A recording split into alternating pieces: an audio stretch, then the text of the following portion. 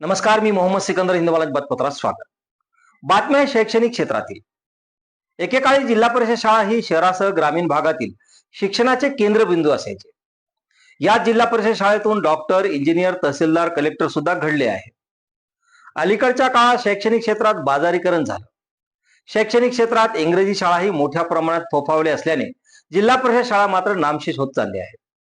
जिल्हा परिषद शाळांना गतवैभव प्राप्त करून देण्यासाठी कंधार तालुक्यातील पानभोसी ग्रामपंचायतीच्या सरपंच सौ राजेश्रीताई मनोहर पाटील भोसीकर यांनी एक अनोखा उपक्रम राबवत ज्या पालकांनी आपल्या मुलांचे जिल्हा परिषद शाळेत प्रवेश घेतील अशा पालकांची घरपट्टी, नळपट्टी माफ करण्याची घोषित केली आहे.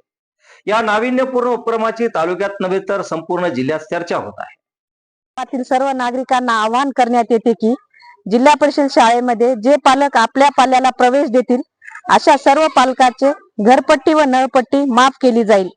याची सर्व गावकऱ्यांनी नोंद घेऊन आपल्या पाल्याला जिल्हा परिषद शाळेत प्रवेश द्यावा. तसेच जिल्हा परिषद शाळेमध्ये या वर्षीपासून CBSE पॅटर्न चालू झाला आहे. याचा पण फायदा विद्यार्थ्यांना होणार आहे. याची सर्व पालकांनी नोंद घ्यावी अशी विनंती मी सौ राजेश्री मनोहर पाटील भोसीकर सरपंच पानभोसी आपणास करत आहे.